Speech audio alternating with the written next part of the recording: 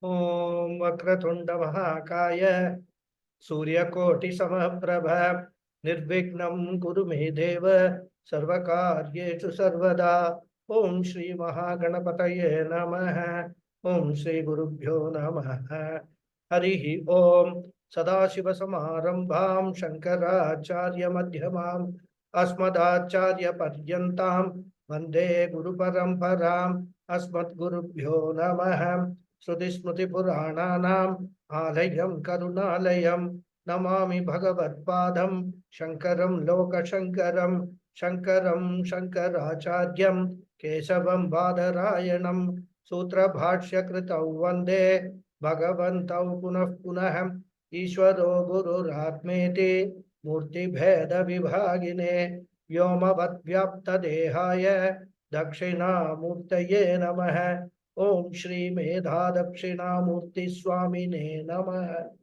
Om Sahana Vavatu Sahana Bhunaktu Sahaviryam Karavavahai Tejasvinavadhitamastu ma Vidvishavahai Om Shanti Shanti Shanti Harihi Om Shri Gurubhyo Namaha Harihi Om Om Parthaya Pratibodhitam Bhagavatam Narayanena Swayam Vyasena Gratitam Purana Munina Madhye Mahabharatam Advaitamrita Varshinim Bhagavatim Ashtadashadhyayinim Ambatvam Anusandhadami Bhagavad Gite Bhavadveshinim Yam Brahma Varunendra Rudra Marutah Tunvanti Divyaistavaihi Vedai Sankapadakramopanishadaihi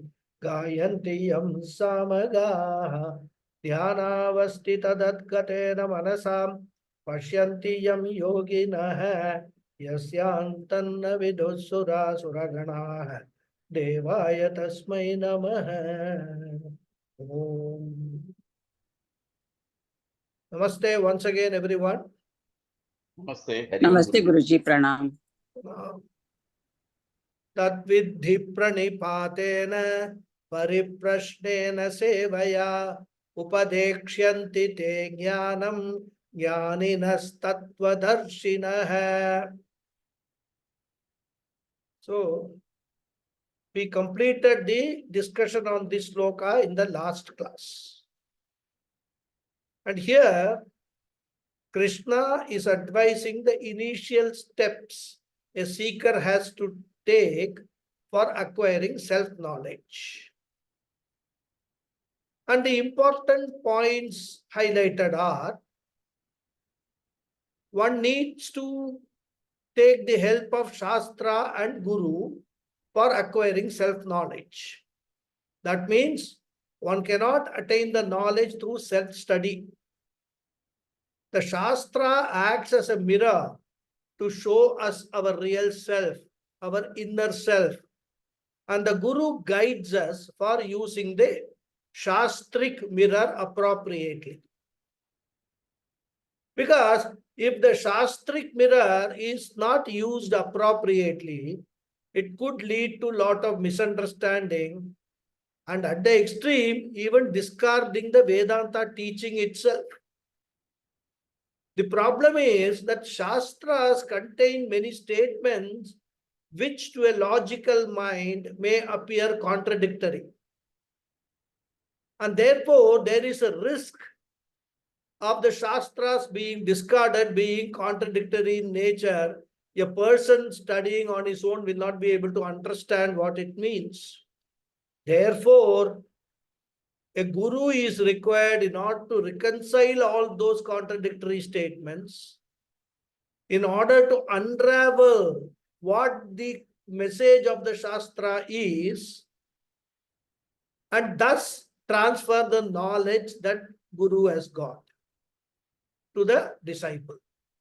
Therefore, both the Shastra and the Guru are important and compulsory components of this entire teaching process or learning process. And as I said, In the process of learning, the seeker is free to raise any number of questions and seek clarification from the Guru so that the knowledge acquired is free from any doubt or any misunderstanding.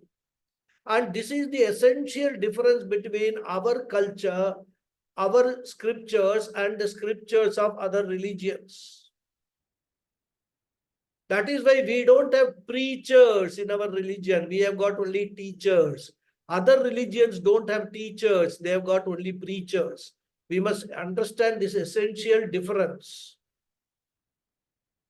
All other religious texts of other religions are belief systems. You are told this is it. You have to believe it. You have no choice. You can't raise any question.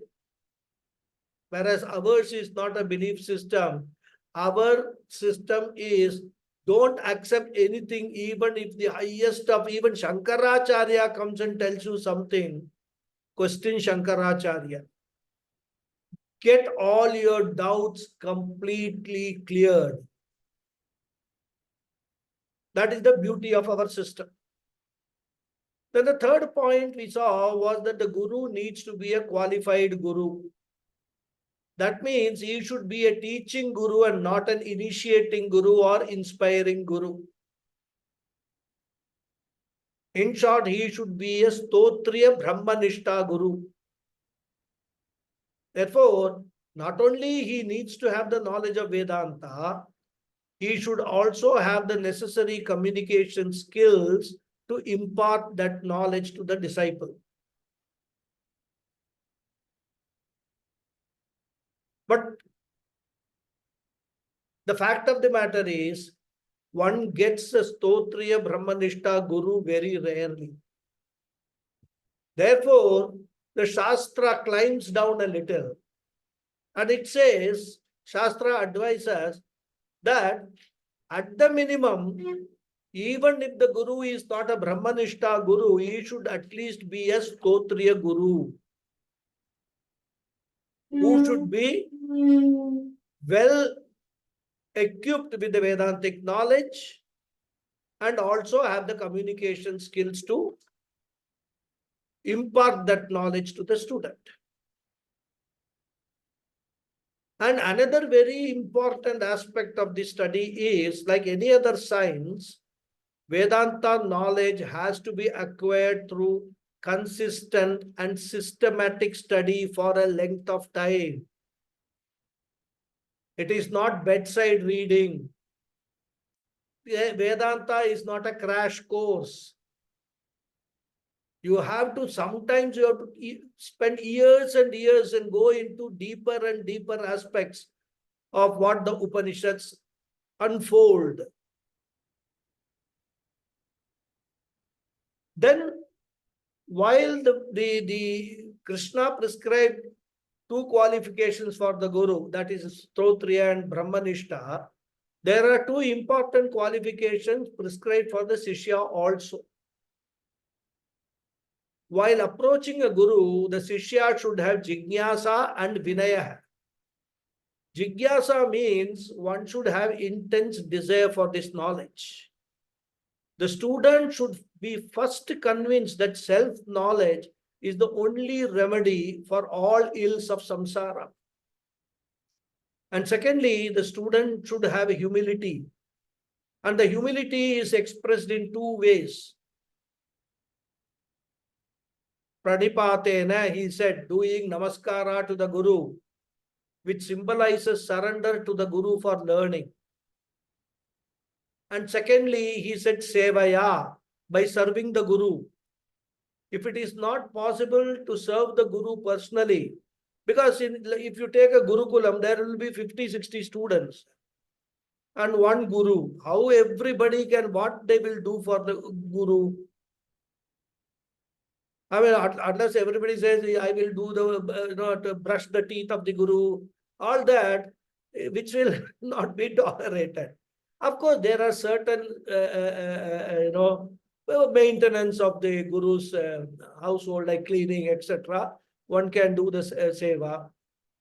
Preparing some special food for the Guru, one can do the seva.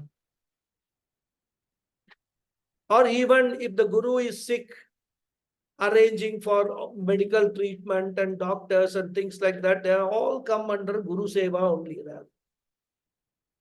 And if a guru has set up a Gurukulam, an institution, the Guru Seva can be replaced by institutional Seva to the institution. And that is what we all used to do in the Gurukulam when I studied there. Cleaning the grounds, cleaning the dining area, maintaining the temple program, cleaning, doing all seva for the temple. So many things. If you look at running an ashram, there are so many individual things that are required. So each student can participate in that. And both these actions of doing namaskara and serving the Guru will lead to diluting the ego to a large extent, which will eventually lead to Chitta Shuddhi, which is very important requirement for the student for acquiring self-knowledge. Moreover, as I said in the last class, all these things, staying with the Guru, doing seva to the Guru, all these things will bring closeness between the Guru and Shishya. And therefore, through service, a mutual understanding will develop, which will lay the foundation for a healthy relationship between the Guru and the Shishya.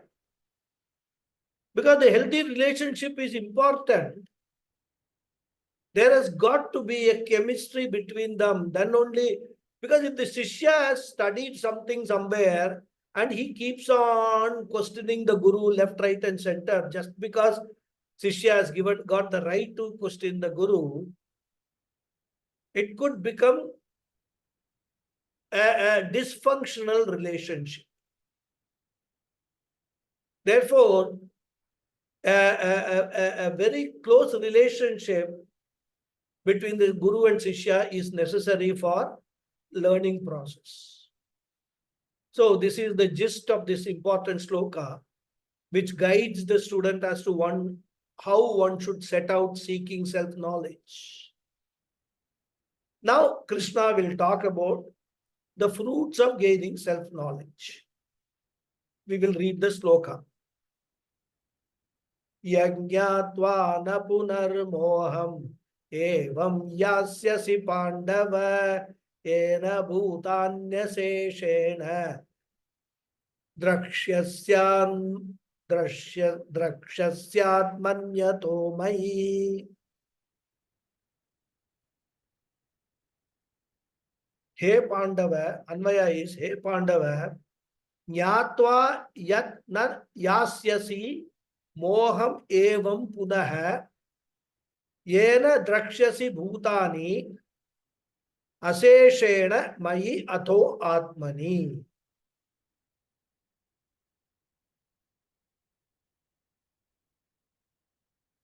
He Pandava, O Arjuna, Nyatva yat, by gaining which knowledge? Na yasyasi, you will not get into moham evam, delusion in this manner. You must remember, the entire teaching of Bhagavad Gita starts from Arjuna's delusion. So Krishna is saying that by gaining the knowledge that you need to gain, you will not get into the delusion like you have.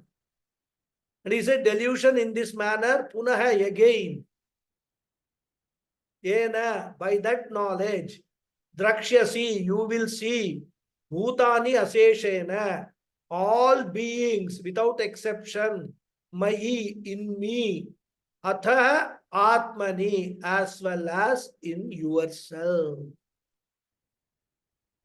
A beautiful message, beautiful jnana phalam he presents here to Arjuna.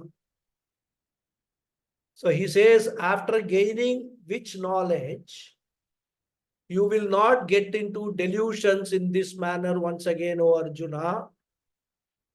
By that knowledge, you will see all beings without exception in me as well as in yourself also.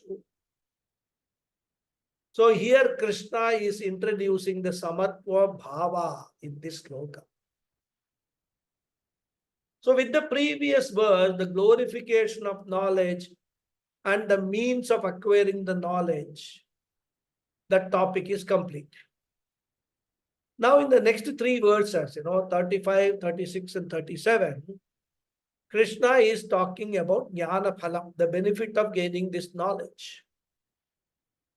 He points out that there are several benefits in acquiring self-knowledge.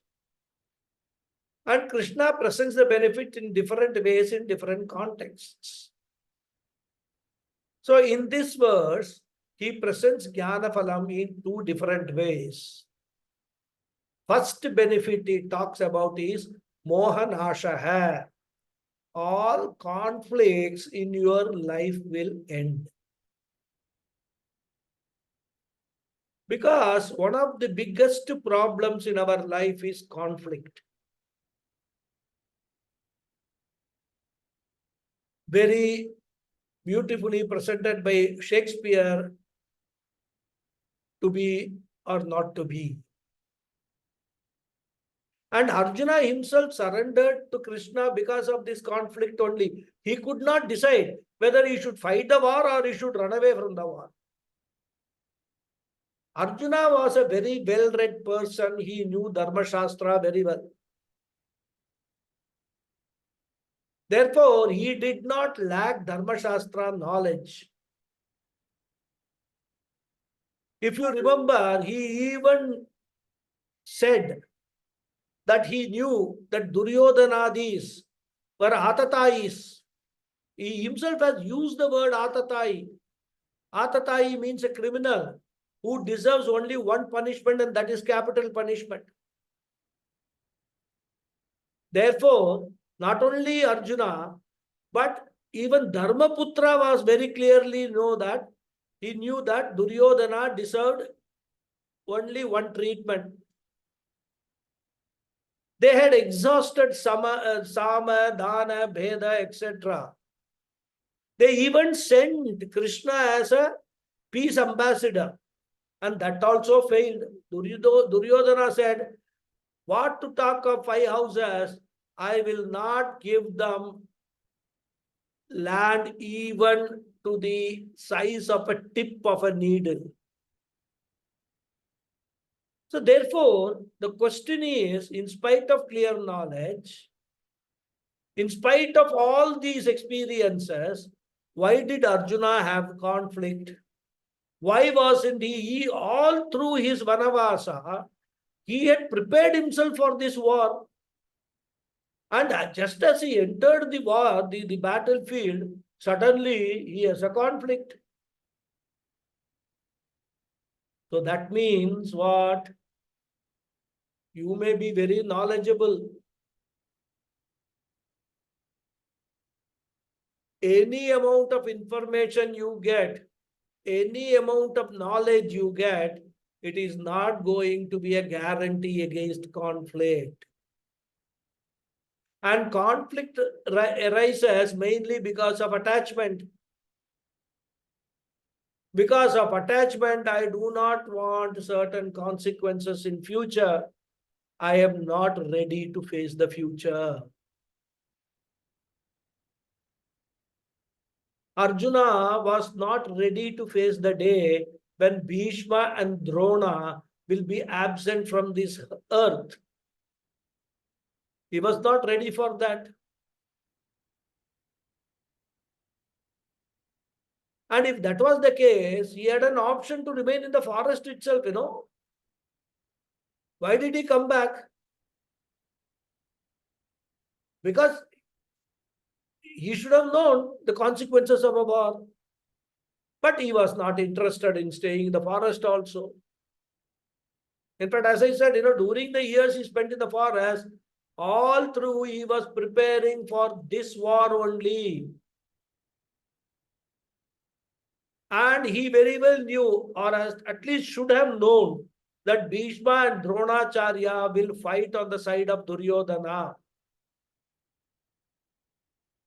Despite all these, he faced the conflict when faced with war situation because he was caught in attachment and did not want to face the future. And if we actually do some introspection, we will find that it is because of our inability to face the future, because of our emotional attachments, we face conflicts in life. On the one hand, we cannot avoid decisions in life. Every moment, we have to take a decision. Right from getting up from the bed in the morning till we go to sleep at night, every moment, some decision or the other, some choice or the other, we have to make. There will be very rare occasions which we will face as choiceless situations. And that too, Krishna says, if you face a choiceless situation, accept it and move on. Therefore, we cannot avoid decisions in life. We cannot avoid facing the future. And therefore, what do? Most of us, we will postpone the decision. Escapism. We somehow try to escape. We postpone the face-off, which only delays it. But how long can we postpone? At some point in time, we have to take some decision in life. Whether to go to America or remain in India. Whether to take this job or that job. Of course, assuming there are number of jobs available for us.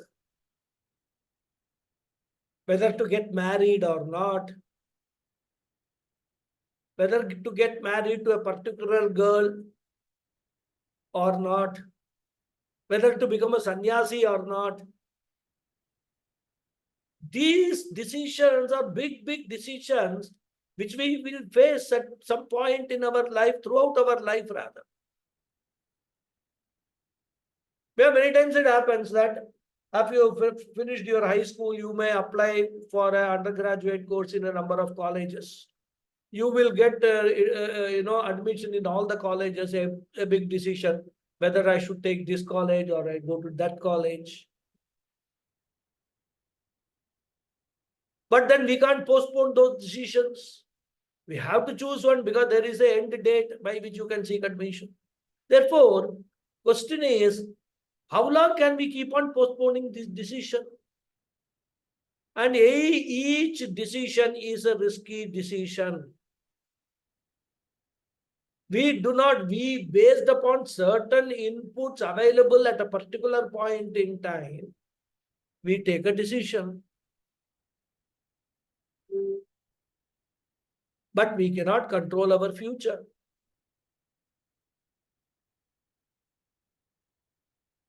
For example, whether it is an arranged marriage or self-arranged marriage or parents-arranged marriage, there are two types of marriages. All marriages are arranged only. This love marriage and all that are all doesn't mean anything. It means either you parents arrange or you choose a girl or girl chooses you, either way, and you get married. In all these, you based your decision on certain data available at this point in time. You do not know how that is going to change in the future. So we cannot control our future. As somebody said humorously, marriage is not a word, marriage is a sentence. Therefore, it can end up as a wonderful life. or it can end up as a sentence or life imprisonment sentence where you can never get out. Therefore, every decision exposes me to an unpredictable future and I cannot avoid decision. Therefore, conflict is our weakness born out of attachment, because of which I want to avoid facing the future. But once I have got self-knowledge, the advantage is I am ready to face any future. That is one thing through which I get strength, and I have to take decisions for future, whether I am a jnani or a ajnani.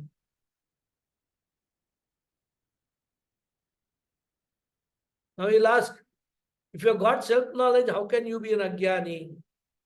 You can still be an ajnani because you can have the self-knowledge, intellectually convinced, but you are not able to abide totally in that self-knowledge. The nididhyasanam process is still going on. Even getting this knowledge, understanding or gaining this knowledge without any doubt has got many advantages. So both a jnani and ajnani will become more equipped. So what will be their approach? With the available data, with the best motive, I take a decision. I know the decision can give a favorable situation or it can give an unfavorable situation. But I do not evade the decision because I am ready to face either way. I know the future is unpredictable, but I have no regret because I am ready to face any consequence. Therefore, knowledge gives the strength to take decisions and avoid conflict in life. And therefore, Krishna says, Yat Nyatva, by gaining this knowledge. O Arjuna, dear Arjuna, Moham na yasyasi, you will never get into delusion. You will never get into conflict anymore, any longer. Evam means as you have got now.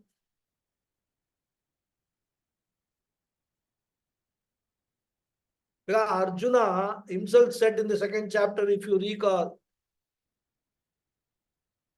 न चैतद्युम्न कतरन्नो गरीय यद्वा जयेम यदि वा no जयेयुः. Whether I will win or I will not win, यानेन हत्वा न जिजीविषामः ते वस्थिता प्रमुखे धात्र राष्ट्राः. Hey Krishna, I do not know which course is better, whether to fight or not to fight.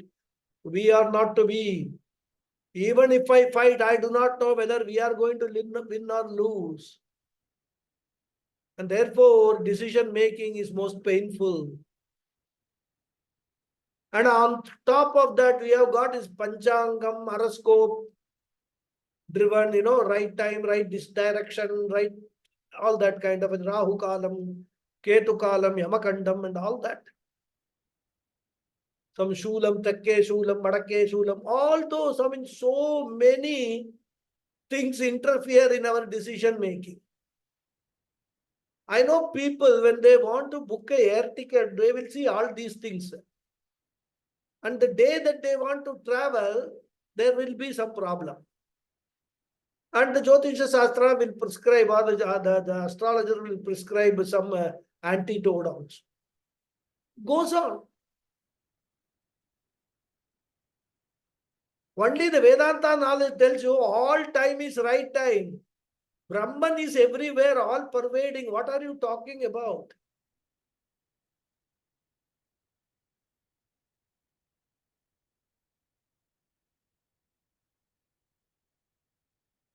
Of course, if we do not know about all these things, it's not a problem. But if we did know all this, Rahu Kalam business and all that, and we involve all those aspects also in decision making, the decision itself can become more complicated. There are people who are still holding on to matching horoscope for settling the marriage. I'm not saying it is wrong, because there is a background for matching horoscopes. Horoscopes do indicate certain aspects of the life of a person, though it may not be accurate, but indicative at least. This person, because horoscope is all what? It is nothing but documenting the karma of the particular person. So there is a science behind that. But if you are totally going to depend on horoscope matching only,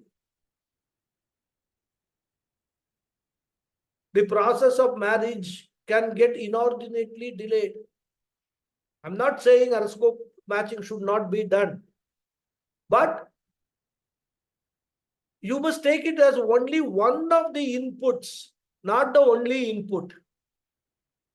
I find, girls are getting married when they are 30 years old. Boys are getting married when they are 35 years old. They have passed their prime, they have passed their youth rather. Soon they will be 40 stepping into the middle age. Question is, when will they get married? When will they have children? When will they find time to take care of their children, to bring up their children? Because for a man, that age between 35 to 50 is the maximum productive age for earning. He has to focus on his profession, on his work. He will not have any time for the children. He may go early in the morning, come at night. Children may get to see him if they are awake at night. So all these complications come because of the delay in marriages, because again, we try to connect this whole process of marriage to a one main thing, horoscope matching. In fact, 200, 300 years ago, I'm told, there was no such practice of horoscope matching. It was all mind matching, culture matching between the family of the girl and the boy. In fact, the girl and the boy had very little say on getting married. The parents used to decide, they used to see, and then mostly, the families will be known to each other maybe for generations. Lot of compatibility in their culture, in their behavior, in their practices, in their habits. So anyhow, this horoscope matching in today's context has become a very big decision input, and which is delaying the decisions. I do not say astrology is a bluff, right? Astrology, instead of helping a person, if it is creating more conflict and indecision, it is a problem. Jyotisham as a Vedanga is very much valid. There is no question of challenging it. But today, what is the problem? We have got a plethora of astrologers, and we do not know how qualified or skilled each one is to read horoscopes, match them, etc. And astrologers also widely differ in their interpretation. There are many schools of astrology have developed. Therefore, another conflict arises: which astrologer should I consult? Same thing happens in medical field also. Just as two doctors will never agree, two astrologers also will never agree. One fellow will say, if this marriage takes place within 3 months, the boy will lose his life or the job. Another will say, this is the best horoscope. Go ahead. Third astrologer, if you consult, he will tell something else. In fact, I have known families, they will go to one astrologer. That astrologer will say, that this match is not good. I mean, it's not matching properly. But they mutually like each other, the families and all, boy, girl. Instead of saying, forget the horoscope, once we have agreed, once we have got, the same, what we call the sameness of the mind, what is called in contractual, um, agreeing for the same thing in the same sense. Wavelength. Huh? Wavelength. Not wavelength. In Contract Act, there is a particular phrase. I am forgetting that. It is called, meeting of the minds. It's called consent. Consent. Yeah, that's why. Agreement means first agreement between two parties should be based upon the meeting of the minds. Then only that agreement can be converted into contract. And only that contract will be valid. If you sign a contract, if there is no meeting of mind, that contract can be rendered invalid by the courts. So anyhow, this process is going on, this horoscope matching business. So even if they know there is a meeting of minds, but if the horoscopes don't match, what they will do, they will go to a second astrologer and they will go on consulting astrologer till one astrologer says yes, horoscopes back, then they will go ahead. They get into all that. When you know the family, when they are all, there's meeting of mind, go ahead and settle this. Anyhow, you are not going to predict the future. You cannot say what holds in what is there in future. Leave it to Bhagawad. Marriages take place. If you strongly believe that you get married to somebody because of your karma and that other person's karma, two families also come together in a family because of the operation of law of karma only. Ishvara is karma phala dhata. Leave it to Ishvara. Everything as it has to happen, it will happen. You will not worry about the future. Therefore, self-knowledge keeps you safe. And that is why Krishna says, Moham evam na punaha yasyasi he Pandava. So this is the first benefit. No delusion, no attachment, no confusion, no conflict. Then the second benefit he says is, Ena bhutani aseshena rakshasyatmanyato yati mayi. So he is giving another very, very important benefit. Jivatma Paramatma Aikya Darshanam. This is the essence of the second line. He says, gaining self-knowledge, Arjuna, you will have Jiveshwara Aikya Darshanam. And Krishna conveys this in an indirect manner. What he says? He says that after gaining this knowledge, you will know that all living beings, the entire creation, is resting in God. You will understand that the adhishtanam of the entire creation is Ishvara. Vishwadharam Gagana Sadrisham Meghavarnam Shubhangam. Recollect that. Vishwadharam Gagana Sadrisham. Lord is like space, all pervading. And you will know that just as space supports the whole creation, similarly, Ishvara or Chidakasha Swarupa sustains the whole creation. And then Krishna makes another very, very significant statement. He says, not only you will know that the whole world is in God, you will also know that the whole world is in you. So you will know that the whole creation rests in God, and you will also know that the whole creation rests in you. Now, if you keep these two statements together, what can you derive? The whole world is in God, The whole world is in you means what? You are God.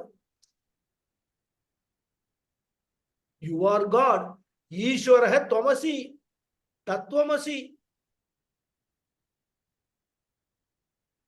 It is exactly like the wave being told that after gaining the knowledge of your true self, you will understand that you, the wave, the ocean are all one and the same. How wave is also essentially water, ocean is also essentially water, a bubble also is essentially water. In that essence of water, the waves, the ocean, the bubbles, everything is resting. That is the adhishtanam. Water is the adhishtanam for all these things. Similarly, Ishvara is also essentially Chit Swarupaha Chaitanyam. You are also essentially Chit Swarupaha Chaitanyam. In the Chaitanyam alone, the whole creation is resting. Thus, Jivatma Paramatma Aikyam Pashyati. That is what is said. Bhutani Mayi Drakshyasi. You will see all beings in me. In me means in the Lord. Atmani Pashyasi. You will see them in yourselves also. Atmani here means the individual self. Mayi means total self. So you will understand the oneness between microcosm and macrocosm. You will see the entire creation which is resting in the total self, which is non-different from individual self.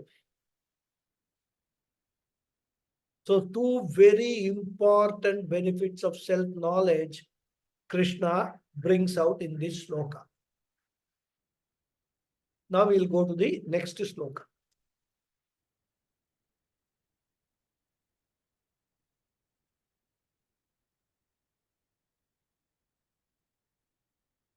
अपि चेदसि पापेभ्यः सर्वेभ्यः पापकृत्तमः सर्वं ज्ञानप्लवेनैव वृजिनं सन्तरिष्यसि.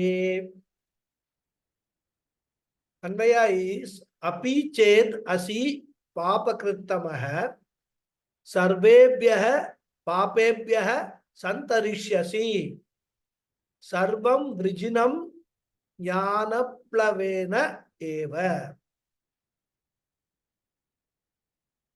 Api ched, even if asi you are papakrittamah, the worst sinner, Sarvebhyah papebhyah, of all sinners. Santarishyasi, you will cross over. Sarvam, the entire Vrijinam, ocean of papam. Jnanaplavena eva, by the boat of knowledge alone.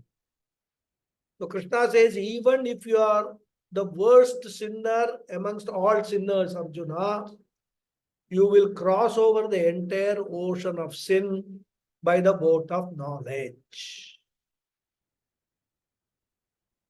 So, he has stated two jnanaphalam, mohanashaya, aikyadarsh.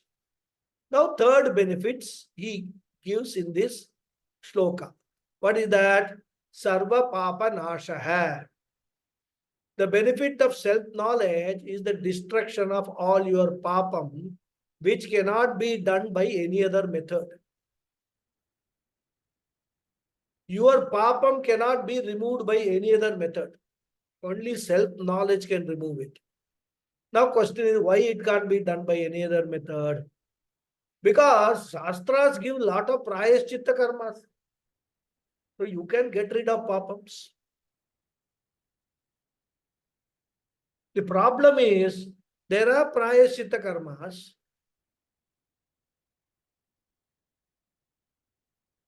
and if you have to do prayaschitta karma for every papam that you have done, not only in this janma, but all janmas till now, first of all, you should know what are all the papams that you have done. Accordingly, proper prayaschitta karma you can do. But we don't even know what all papams we have done. And it is because of that only during this upakarma, what we call Aavignidhi. In the Sankalpam, we say what all papam I have done. Anadi avidya vasanaya. Beginningless times, due to ignorance, due to my past orientation, vasanas, crores of janmas, I have done papam. In fact, you can't even find a comparison for the papa bundle that we are carrying.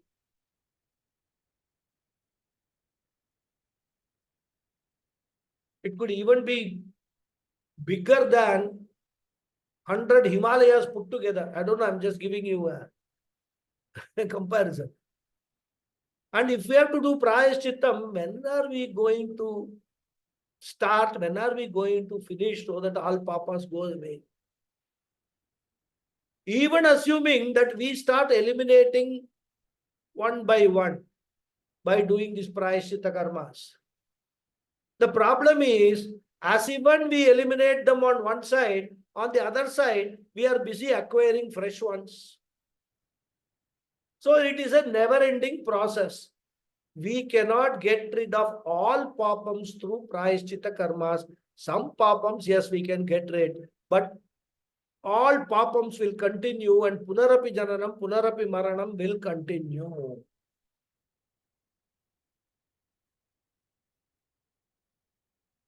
And not only that, there are certain karmas for which papa can be acquired or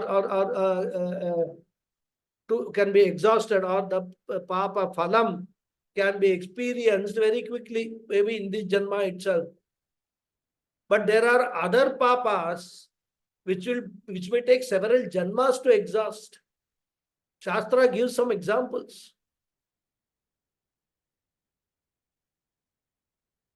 The papam of deserting a young wife after marrying. People don't realize. Deserting a young wife after marrying, for that mahapapam, the Dharma Shastra says the phalam runs for the next 7 janmas. And what is the phalam? The man will be born as a woman and he will face similar circumstances for the next 7 janmas. So karma done in 1 janma, the result one has to bear in 7 janmas.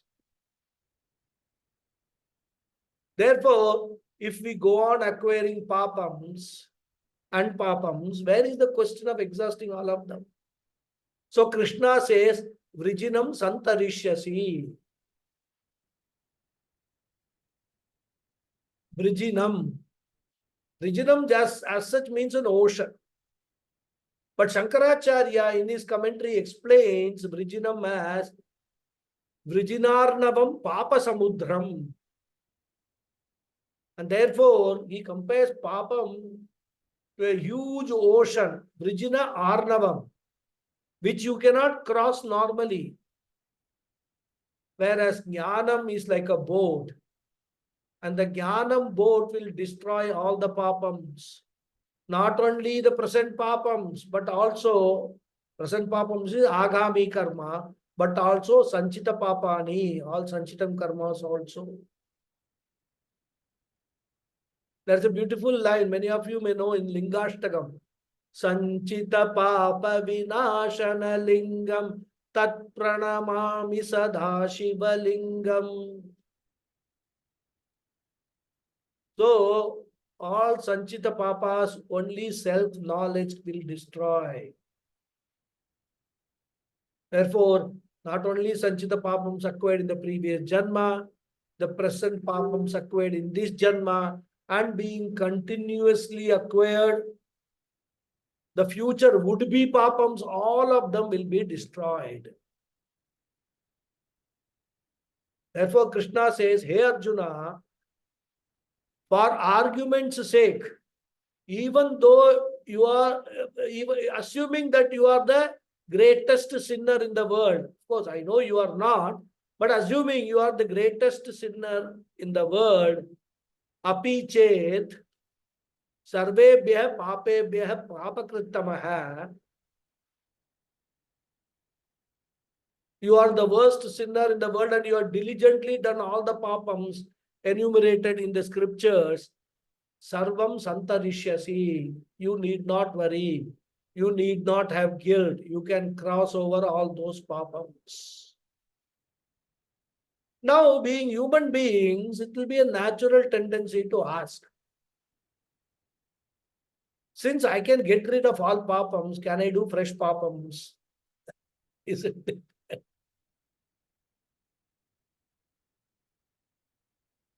Removing the papam is not for doing fresh one. Of course, the easier answer is jnanam. Once you get jnanam, you will not do any adharmic karma. So you will be beyond karmas. Jnanam will first of all destroy all the papam and it will not allow you to produce fresh ones also. Therefore, jnana plavena eva. Plava means a boat.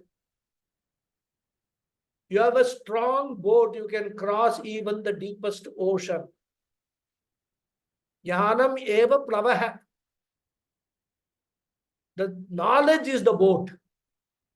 And the boat of knowledge will help you to do what? Vrijinam santarishyasi. To cross over the papa sagara, the ocean of sin. Therefore, jnanam is the best remedy and the only remedy for papa nasha hai. So this is the third benefit. Mohanasha hai, Aikya Darshanam, Papa Nasha hai. Now Krishna is going to talk about the fourth phalam in verse number 37.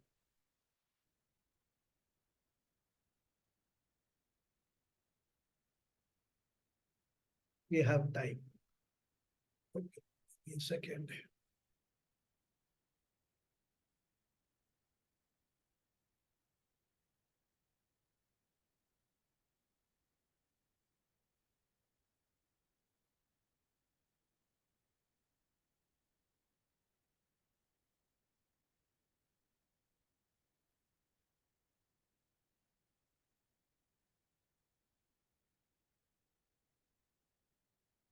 Twenty-seven.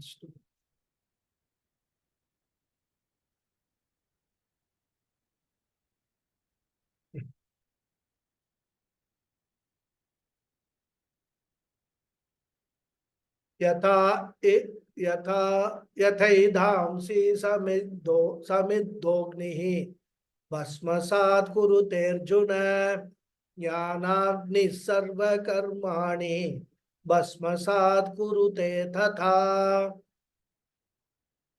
The Anvaya of this shloka is, Hey Arjuna, yatha samiddaha agnihi edamsi bhasmasat kurute tata jnana agnihi sarva karmani bhasmasat kurute. This is the meaning of this shloka. Now we'll see the word meanings. Hey Arjuna, O Arjuna, yatha, just as, samiddaha agnihi, well kindled fire, edhamsi, the fuel, vasmasat kurute, reduces to ashes, tatha, similarly, jnana agnihi, the fire of knowledge, sarva karmani, all karmas means all punyam and papas, bhasmasat kurute, reduces to ashes. So, O Arjuna, just as a well-kindled fire reduces the fuel to ashes, similarly, the fire of knowledge reduces all karmas to ashes.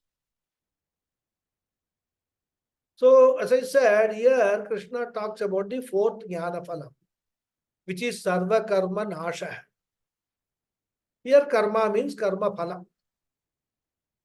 And Shastra talks about three types of karma phalam. One is sanchita karma phalam, that is punyam and papam acquired in the past janmas. Second is prarabdha karma phalam, That means that portion of past karma which has matured in the present janma and therefore ready to fructify.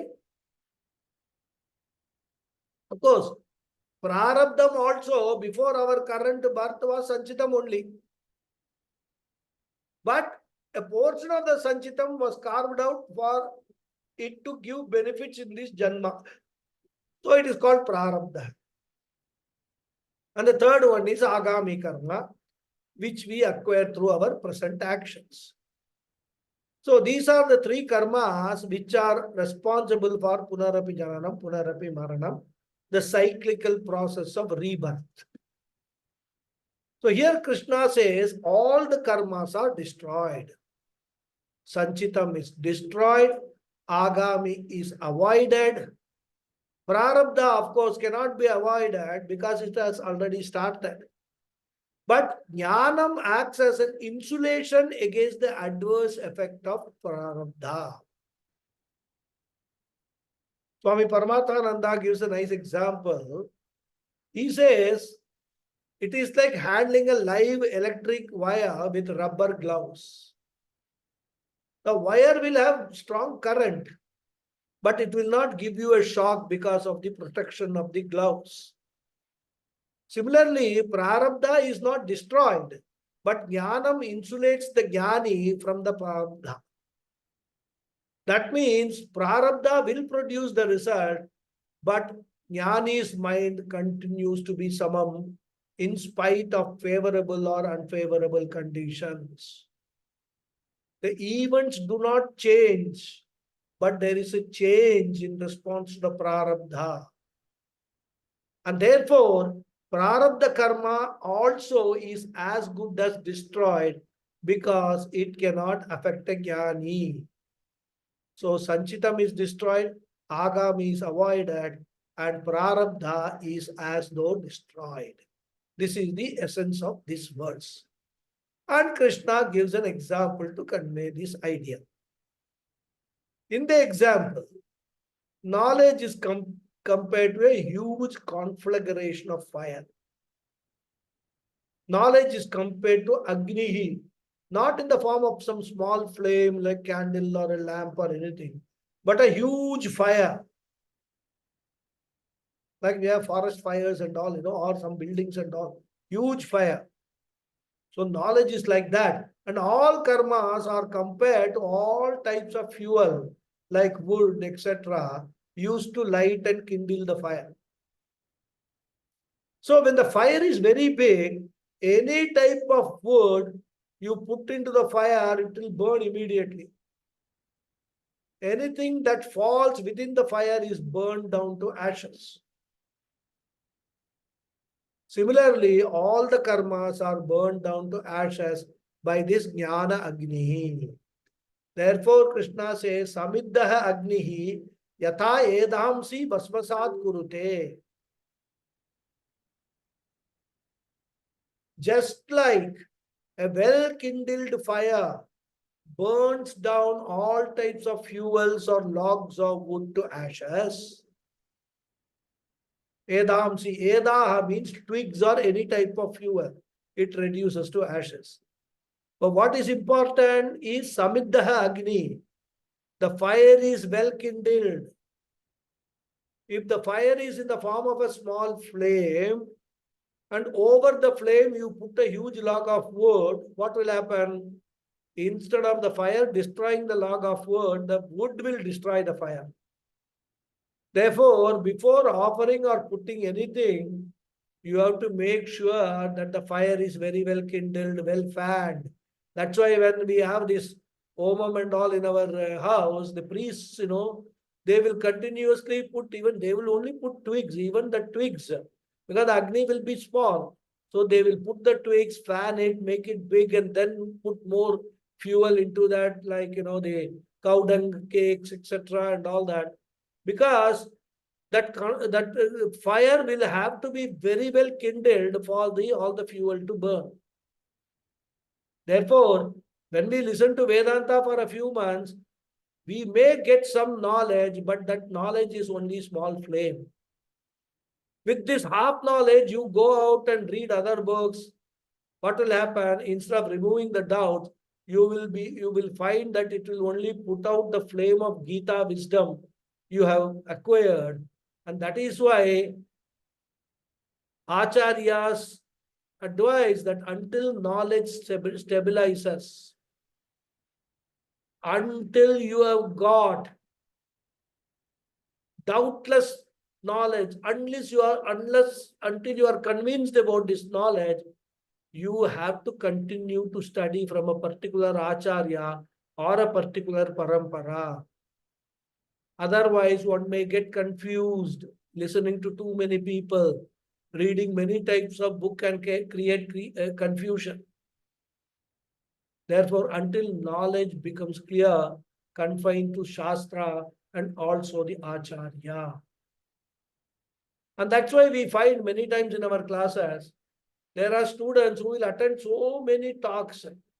Then the doubt of one Acharya, he will ask to another Acharya. That is doubt in what one Acharya has said, the student will ask another Acharya. By that, you're sailing in number of boats, he will never reach anywhere. Again, Punarapi Jananam, Punarapi Maranam will happen. We'll stop here and continue in the next class. Om Purnamada Purnamidam Purnat Purnamudachyate Purnasya Purnamadhaya Purnameva Vasishyate. Om Shanti Shanti Shanti. Harihi Om Sri Gurubhyo Namaha. Harihi Om. Thank you all very much. Dhanyavadaha. धन्यवादः Thank you very much, Guruji Guruji. Thank you very much. धन्यवाद गुरुजी हरि ओम Guruji, Hmm. in the course Thank of you, the Guruji.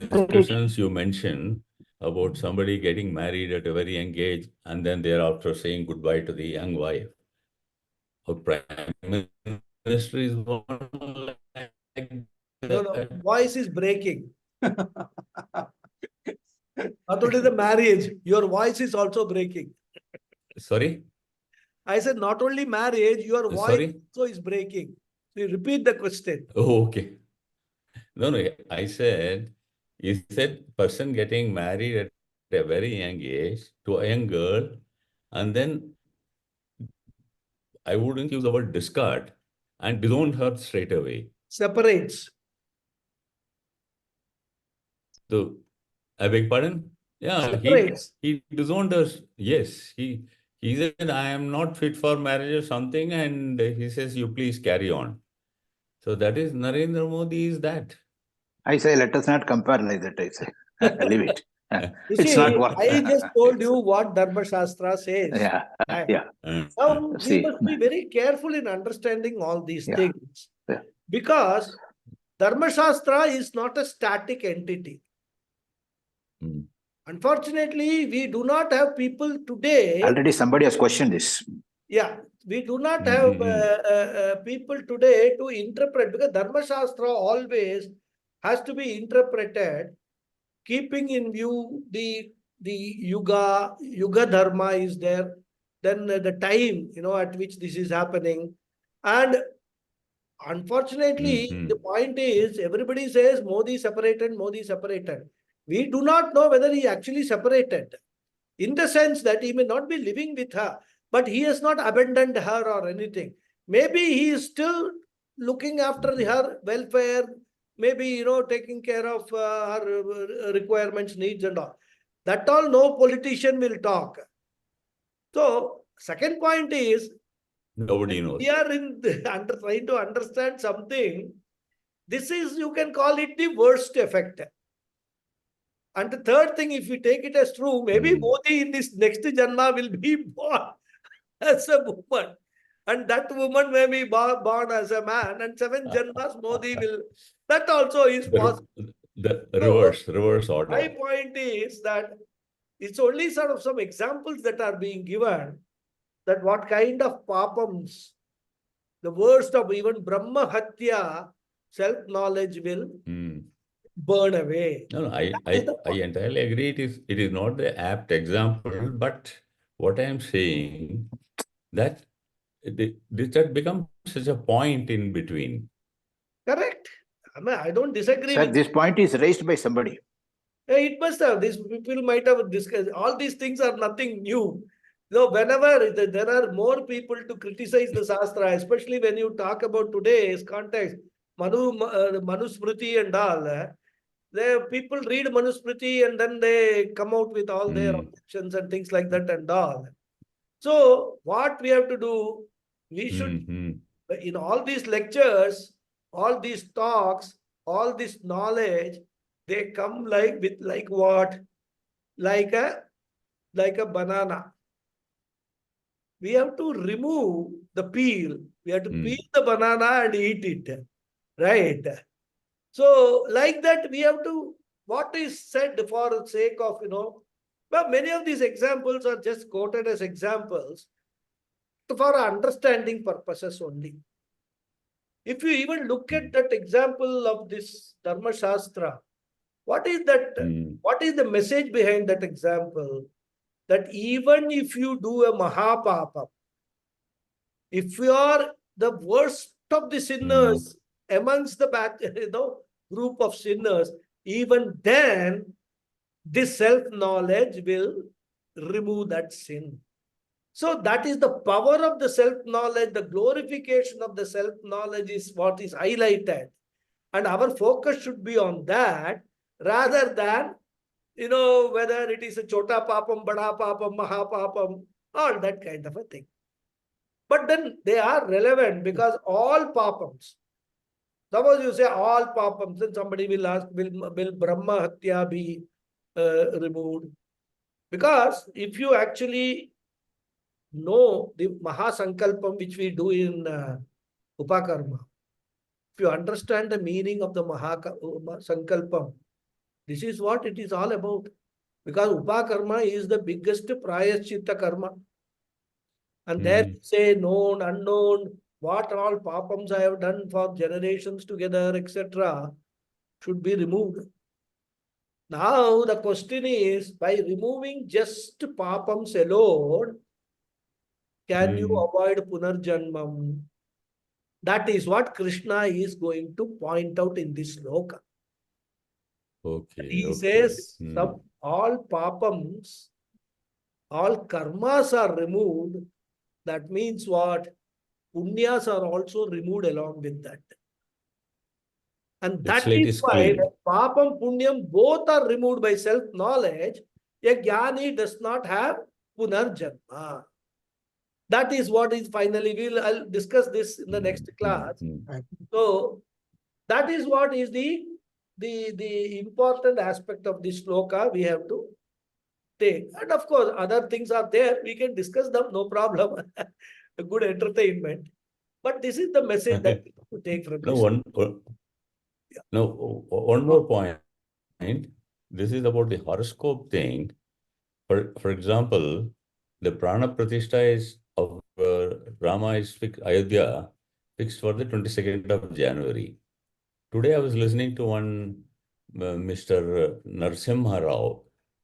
He is basically IIT Madras and he settled abroad. I have heard about it. Yeah. He was saying there are few issues in that horoscopically. However, something Dwadasi and various things he explained how it can be overcome. And they have fixed, I think, 89 seconds or something is the time, critical time for the Prana Pratishtha. And in that, he has further analyzed saying that Yogi Adityanath's horoscope more or less matches with Rama's horoscope. He is saying, I don't know how they are all reading and how to. See, that's why I said there are so many schools. Because the way they interpret horoscopes in the north is different from the way we interpret the horoscopes in the south. Even in the south also, there is a Kerala system, there is a Tamil Nadu system, there are different things. So there is nobody can say this is wrong. It will be right according to one of the systems. Nothing is wrong, nothing is right. So that's why, because why I mentioned that example was that I am seeing. In fact, for almost 3-4 years, my brother's son, they are looking for a match. Okay. Now the same problem, horoscope not matching, because I think he has got some Mangal dosha, some Dosha. Jaba dosha is there. Dosha, yeah. Yeah, Mangalik. So Hmm. the Mangalik, I told him again 33 years, he's 32 completed. Okay. It's all irrelevant. Horoscope seeing is irrelevant now. Unfortunately, these boys are all brought up in a conservative. They don't even look at girls. So on his own also, he is not doing anything. The parents are worried. So this is where we get caught, There was a lady who's 40 plus in Pune, known to my wife's family. They called me horoscope, this, that. I told, what 40 plus horoscope? If she likes somebody, let's get married. Don't forget all this horoscope business and all. Karma will take care of all these things. You, by seeing horoscopes, is there a guarantee that nothing will happen? No. Not seeing horoscopes, is there a guarantee that everything you will go for a toss? No. So there's no guarantee. If that comes together, they want to get married, let them get married. Because that is what the karma is driving them towards, not the horoscopes. Horoscopes are only indicating that this is okay and all that. See, the problem with horoscopes, as I told you, 200-300 years ago, we were all living in a joint family. It was all, village-based communities. In fact, we will know all our relatives. There was a very closeness in the families. During summer vacation and all Agrahar, will come and yes. play together, and we will know all our cousins, we will know everybody. Today, they don't even know anybody. Families don't know, all these nuclear families. Yes. That time what happens, it was very easy. Suppose there is a boy or a girl of marriageable age, they will tell the family people, any good boy, girl is there, please let us know. And automatically it will happen. Right? They will get married, and the girls and boys were also very conservative, brought up in a conservative. They will not question their parents' judgment rather. And then those families have lasted for 50 years, 60 years, 70 years, nothing wrong. Because family is not a contract in our system. Family is Correct. the starting of all adjustments. You may be X personality, Y personality. When two personalities coming together, you walk 50, half the way, other person walks half the way. That is how marriages are sustained and they are successful. If you say, no, I want you to change to my ways, other person says, I want you to change to my ways, conflict, then that is where all these marriages end up in all these kind of problems. So the culture, the background was totally different. In today's situation, we don't have that facility there. So what people came up with, okay, let us at least look at the horoscopes. Horoscopes were never meant for settling marriages. See, olden days, horoscopes were meant for only the king. An astrologer will look at the horoscope for the king on two occasions. When is the right time for him to go for war? Right? Second thing is the astrologer also will look at the future horoscope of that kingdom and advise the king, warn the king that these calamities could be coming, so you better prepare yourself. These are the only two purposes for which astrologers, they used to be court astrologers, public never had access to astrologers. And they were all very well versed in Jyotisha Shastram, perfect thing. Over a period of time, there have been people who have actually studied the Jyotisham Shastram, made their own interpretation, formed their own schools. So now today you have got an umpteen number of astrology schools. And every school will have a different, every person who has formed the school will have his own view on that. So that is why, it has become a very confusing thing, and we have got trapped into that system. So somehow being logically driven people, okay, you have a validity. Maybe one of the parties believes in astrology, but you must be able to overcome them if that is coming as a sort of a impediment. But then there can be another view. The impediment is coming because of the person's karma. So you can't do it. So it's a very complicated topic. What my approach, take the essence, what is there, whole thing, and then move on. not interested in astrology, only interested in Vedanta. So what Vedanta teaches, take it and move on. Correct. If somebody asks you for Right, advice, tell them. Nobody asks you, don't go on preaching that, don't see horoscopes and all. Whatever they want to do, let them do. If they come and ask you, you give them advice, that practical advice. If this is acting as an obstacle, you look at other this thing. Some astrologers will give some prayashchitam also. They will say, Purva Janmam, this, that, and all, and do some prayashchitta, it will happen. In some cases, it happens, some cases, it doesn't happen. So, Ultimately, individuals' luck, ultimately. So, point is, when you come to the samsara, it is totally complicated. Vedanta Complicated, is yes. totally complication-less, conflict-less. You have one goal, you understand everything in its right way and live your life. That is it makes your life very simple. Vedanta makes your life very simple. It is like, when we, some equations we solve, the LCD, the lowest common denominator, we take that and then, then we solve that equation. Vedanta takes your life to the lowest common denominator. Everything, then the whole life problem is solved easily rather. So that I take it that way. And then don't worry too much about all these things. Yeah, the recent this thing is that one of the Shankaracharyas, he is disputing the time of this Pratishtha It will of happen. Rama temple on 20. Exactly. So he said, I will not be attending that event. Now, so much of interpretation, even at that level. Yeah. Yes. The confusion is because of the interpretation at that level only. Interpretation. You and me will not bother. Okay, 22nd January, okay, fine. If you are able to attend, we will attend. Otherwise, we will not attend. Right? If you are not invited, we will not attend. No conflict. Because from a Vedanta point of view, any day is a good day, any time is a good time. Right? Well, everything is resting in me only. If I am okay with it, it is okay.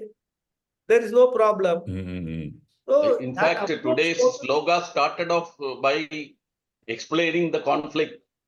Yeah. When we started off with that only today. It's all the Absolutely. conflict And situations every if somebody moment. says, I have studied Bhagavad Gita, he can't miss these things. That is why Bhagavad Gita is a moksha sastra. What is moksham? Moksham, according to us, is what? Having that free mind, liberation from all these entanglements. All these things which are shackling you, making your life difficult, putting you into conflicting situations. So that is what is moksha, getting rid of all these things, for which you have to understand what is the essence of this entire creation. Once you understand the essence of entire creation, Shastra say you are the essence of the entire creation. What Rahu Kalam, you determine the Kalam, that will be Shubha Kalam. Any Kalam will be Shubha Kalam. That's all. Simple. That's true. I am the most auspicious. I means I'm not talking about the body-mind complex, which is full of impurities. But my original nature, I am of a very pure nature. I am pure consciousness, pure existence, and pure happiness. I will determine what appeals to my mind. That purity I will bring to my mind, and that my pure mind, whatever it determines, whatever it decides, for me that is pure. Let the Vedas say anything and all. Vedas are also mithya only. We will see later when it comes to that. Only Satyam is Brahman. Aham Brahmasmi is the only Satyam in this entire creation. Everything else is mithya only. Right? So once you understand that, then your life becomes very, very simple. No problem at all. You are able to do it, do it. Not able to do it, don't feel bad about it. It was not meant to be done, didn't do it. That's all, simple. No guilt feeling at all for anything. There's some people, oh, I have to do this, I have to get. Suppose you are doing regularly performing Sandhya Vandanam. For 2 days, you are not able to perform Sandhya Vandanam. There is a marriage in the family and you are all busy. Doesn't matter. You don't need to perform Sandhya Vandanam because you are not for performing Gayatri Japam and all that for some material benefit. Once you have come to Vedanta, all these rituals that you perform are for only one reason, Chitta Shuddhi. All karmas you do with the karma yoga attitude, whether it is Sandhya Vandanam, whether it is puja, whether it is Parayanam, with karma yoga attitude, you are doing it only for Chitta Shuddhi. Chitta Shuddhi. Chitta Shuddhyartham. And when you are doing it for Chitta Shuddhi, even if you are not following the rules laid down by, strict rules of Vedas, it doesn't matter. Because those rules you have to follow if you are aspiring for some material benefit. Here you are not any material benefit. So suppose you are not able to chant 108 Gayatri, you chant only 100 Gayatri. You don't even need to keep a count. Doesn't matter. Little bit Chitta Shuddhi I will get because of that. So once your entire life is turned towards that, every action I will perform with a karma yoga attitude without any expectation as to its result. I may expect a result, but if the result doesn't come what I expect, I will take it as Ishvara Prasada. Makes your life very, very easy rather. So this is all the things that we have to learn, we have to practice, we have to follow as students of Vedanta. Principle of Sharanagati. Sorry? Principle of Sharanagati, I think, makes your Principle of life very Sharanagati, simple. yes. Makes your life simple. Makes your life. Riji has been waiting. In fact, even otherwise also, if you look at it, when you go and surrender to a person, makes your Yeah. life very simple. Yeah, very simple. Because you then the responsibility for something going wrong doesn't fall on you. It is falls on the other person to whom you have surrendered. Makes your life very simple. And Vedanta says, ultimately, surrender to Bhagavan, surrender to I think there Ishvara, is, surrender to the cosmic forces. True. That's it. Once you surrender to the cosmic forces, you will have no issue. No mental turmoil. Oh my God, I did this. I didn't get the result. Nothing like that. Whatever I have to do, I did. Whatever comes to me, I will accept it. Period. So like that, you can slowly, it is not going to happen overnight. But if you Correct. go on the path, this is the spiritual path, nothing else.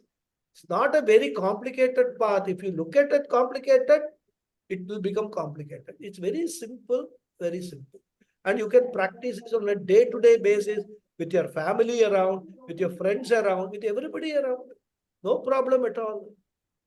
They will also try to provoke you for some time. Then they will say, he's good for nothing, leave him alone. So that is another advantage. If they leave you alone, then you be with yourself. Atmani eva atmana tushta. Be yourself, be content, be happy in your own self. Nothing is, that is what is called Ananda. So these are all the messages, these are all the learnings that we have to take from all these, these teachings. thank you, Guruji. Thank you. Thank you very much. Yes, Guruji. Ariji. Namaskaram. Namaskar. Ariji, what's your question? Namaskar.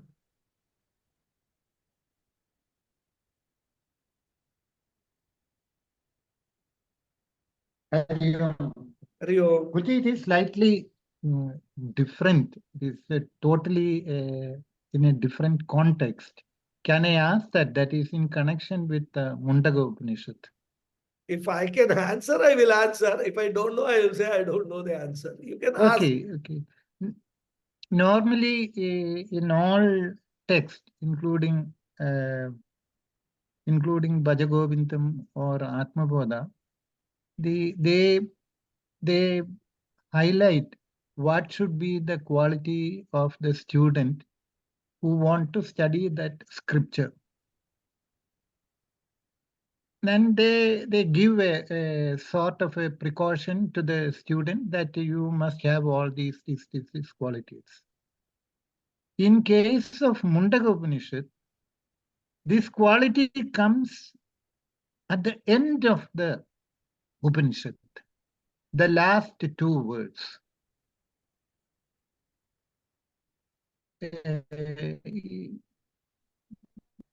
will be, if it is an irrelevant doubt, then No, not irrelevant.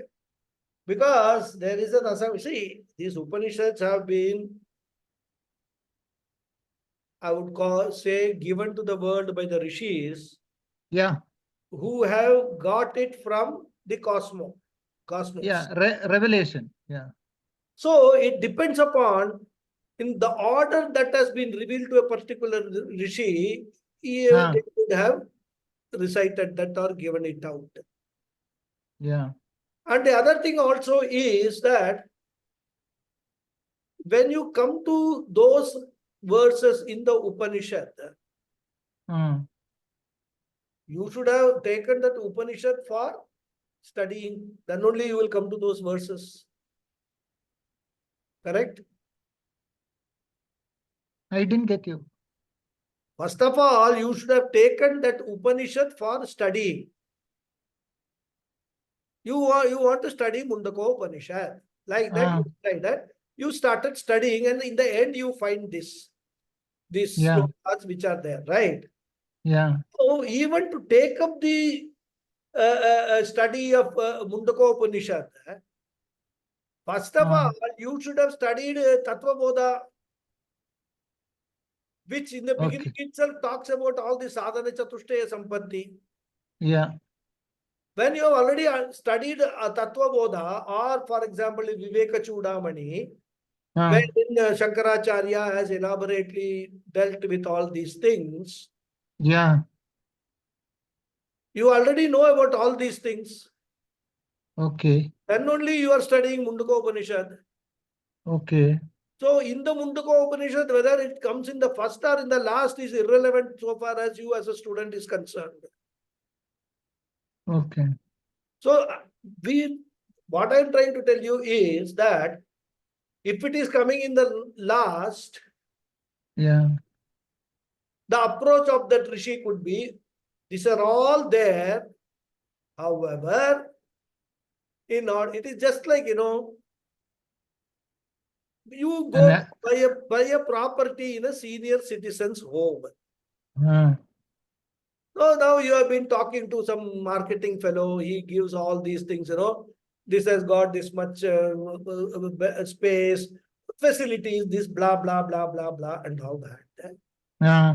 You see, oh, very good, and this is the price and all that. But in the end, he says, in order to buy a property, you have got to be 50 years old. Now you are only 40 years old.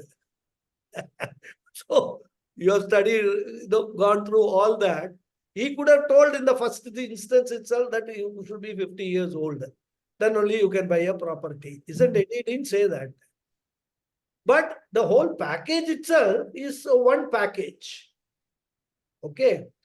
So it is not a very irrelevant question, but according to me, it does not have any specific significance that the qualification of the student is talked about in Mundaka Upanishad at the end. In fact, you are talking about this in some Upanishad, they don't talk about all this at all.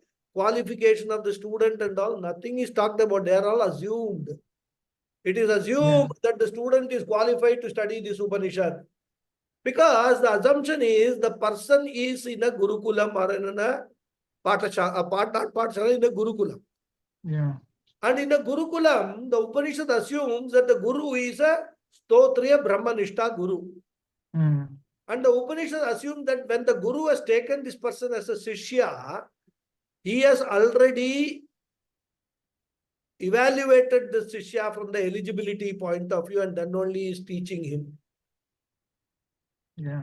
So all these are so many dimensions to this that we should not just hold on that in one Upanishad it is coming at the end and all that. In fact, Taittiriya Upanishad you take, it doesn't talk, Shikshavali doesn't talk about all these things.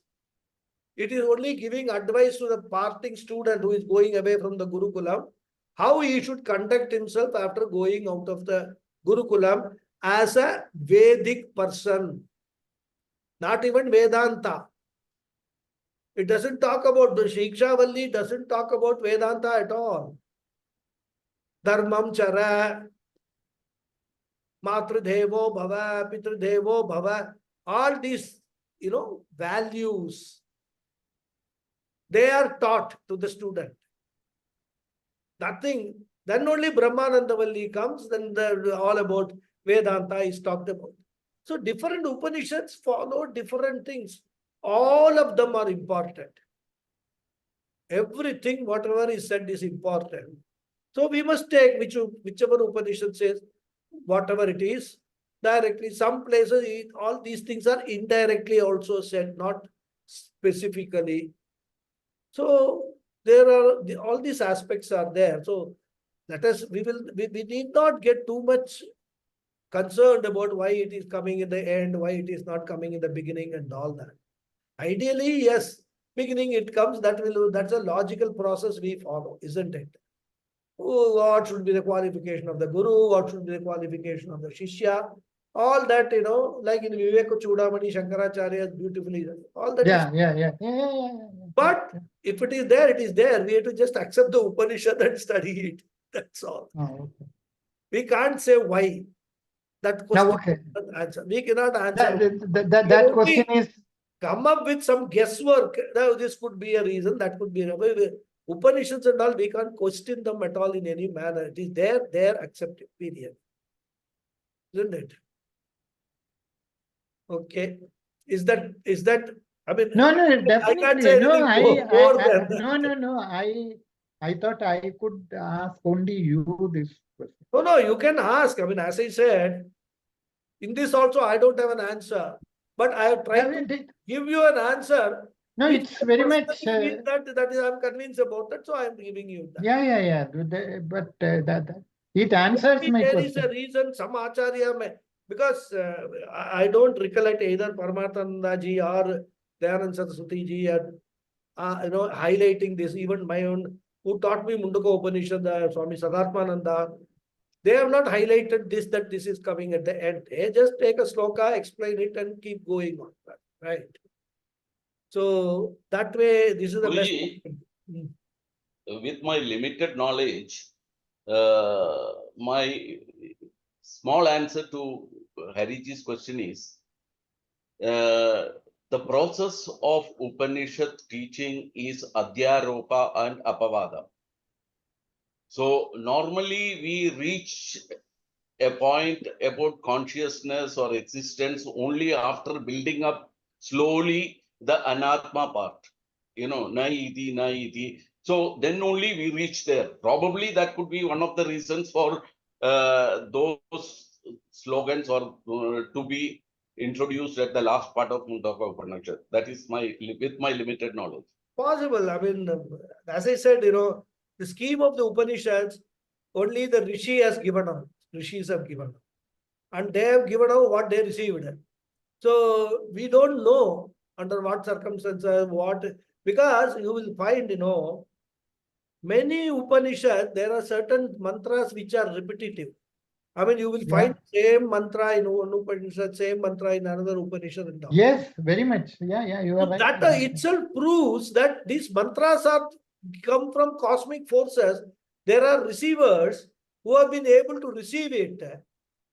And as Swami Paramathananda says, they are called rishis because they were able to receive it. And they have given it out in the world. Now, when they received it, under what circumstances they received it, they have just given out what they received straight away. Period. And everything, it's all inclusive. And if you read out of the 10 important Upanishads, 5-6 Upanishads, then it includes everything that you need to know. Not that every Upanishad will contain. The message of every Upanishad is a unique, simple message. The way that is explained in every Upanishad is different with different examples, different stories, like that. Maybe after some time, I'm thinking of starting teaching one after my Viveka Chudamani is completed. Maybe I will start teaching one Upanishad. And that too, my wish is to do with Shankara Bhashyam. Right. And of course, even if you don't know much Sanskrit, I'm sure that with all Bhagavad Gita, Viveka Chudamani, some amount of Sanskrit you have become familiar with. And in any case, every word is being explained. So I'm just thinking that is my sankalpam, in the sense, after Viveka Chudamani, I thought Mandukya Upanishad or Taittiriya or Katha Upanishad, I can teach. But it has got to be, when I'm doing with Bhashyam, it cannot run for years, because I have to look at the size of the Upanishad also. So we will see that later. But I have, so that you can get not only a flavor of the teaching of a Upanishad, but also flavor of how Shankaracharya has studied that Upanishad, how he has interpreted, because that Bhashyam is very, very important part. And Mundaka Upanishad Bhashyam is a simple Bhashyam. So we will see. I will have to do a little more research, come up with maybe some other Upanishad. I don't know, but we will see that later. Okay. Guruji, can I say contribute something on this topic that's being discussed? I'm not out of knowledge, but just as being what I've heard from you as a student, like Hariji's question, why it is mentioned at the end in the Mundaka Upanishad. I have not read any of the Upanishads, Guruji. All I've done is just heard, known a bit about Bhajagovindam, and then your talks on different topics. From what I have learned from your lectures is this Tattva Bodha, Tattva Bodha and Viveka Chudamani, Bhajagovindam. They are all for beginners. You were saying that the Mandra and Madhyama and Uttama. So for they being for beginners, they have to mention these things in the beginning about who is a mumukshu and what are the qualifications of a mumukshu. So they being for the beginners, they have to mention those in the beginning and make it clear. And then whereas one has gone to the level of learning Upanishads, he's already a mumukshu. So there's no, it's superfluous to explain what are the qualities of a mumukshu when one has already gone to the stage of learning Upanishads. That's what I was, those were my thoughts, Guruji. I'm not sure. No, you're right. That's what I said. It is irrelevant whether in the Upanishad it comes in the beginning or in the end. Where you would not reach the Upanishads unless you already know all these things. Once you already know, for example, let me tell you, a Jnani is there. For him, Aham Brahmasmi knowledge is irrelevant because he is already there. He is already Aham Brahma. Brahman only identifies himself with Brahman only. So it becomes irrelevant for him. Similarly, a person who has reached the Upanishad stage, as you said, going through all this beginner stage and all that, it is irrelevant. But his question was not that. His question was, why is it appearing in the end and not in the beginning? For which, honestly, I don't have an answer. See, An assumption, mine is also an assumption. And that's the best assumptions we can make. To add to Lataji's comment, if that is known that we have already undergone all the preliminary, then even at the end, it was not necessary at all to add. Right. If at all they are adding the qualification, logically it should have come in the. That is otherwise, true. Not to that, just like what you said, it is not required at all because. Exactly. So why it is there in the end is a question none of us can answer. Right. Okay. Because the problem is, if this is the assumption that everybody comes to Upanishads after knowing all these things, then there need not be those two slokas. Right. No, it was only. And if the assumption is people have come directly to the Upanishads, there could be a third thought is coming in my mind. Yeah. Upanishad gives all the self-knowledge, okay? Knowledge of Brahman and all. Then in the end, he says, however, if you, as I gave you the example of this senior citizen, however, if you want to know this, you have to have this qualification. Now the question at the end, the student, where do I get this qualification? How do I get the qualification? What are the details of this qualification? So, even by mistake, you have come to study Mundaka Upanishad without being qualified. It is a prompt giving at the end that you acquire this qualification, go to an Acharya, ask him how I acquire the qualification, and then study Vedanta. So, in the end also, it could be that could be the reason why it is there. That after studying all this, have you found it interesting? Does this knowledge interest you? If it interests you, then here is a piece of advice. You have to be qualified for this. Now go and find out who will make you qualified. What text you have to study for that. Then come back to this. That also could be an approach. We don't know. I mean, I can just think. Yeah. No. Whole night think of different possibilities. But it's not going to lead us anywhere. Maybe if I teach Mundaka Upanishad, we'll get an opportunity to discuss this in more detail at that time. Guruji, according to your schedule, how long it will take Viveka Chudamani to complete? How many more, roughly?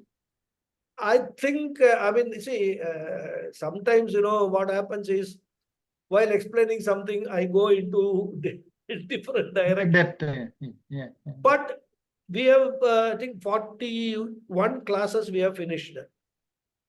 Yeah. I think another about 20 to 25 classes maximum, we should be able to finish it. Okay. That is my estimate. Another 3 months, because 25 classes, no, not 3 months, 6 months.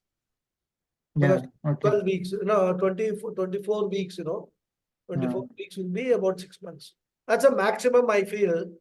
Yeah. But what I will also do is now, because now we have completed all the long portions. Now we talk only about Atma, right? Features of Atma. So that we can probably go a little fast because a lot of things will be repetitive. We have already seen it in other contexts. Yeah. So I can probably go a little fast in the next slokas and try to finish it as early as possible. So you can take it between 12 to 20, 25 classes. I should be able to finish it. So you have planned which Upanishad you would. This As I I was said, asking you. My top of the mind is Mundaka Upanishad came to my mind. But then I also thought that I should try to teach with the Bhashya, Shankara Bhashya. Then I will have to revisit, which will be easier. Because the reason why I'm saying is, Kathopanishad. Mundaka or Mandukya? Which one you meant? No, Mandukya will be very complicated. Mandukya will be taught at a later stage. Where Mandukya Upanishad, more than Upanishad, the Karika. Karika is important. That is quite elaborate. So, Mundaka Upanishad, Katho Upanishad are the two things which are easy rather in terms of teaching. So I will have to see if I have to use the Bhashyam, then which will be easier. But Bhashyam also should not contain too many complicated interpretations. That will become a problem rather.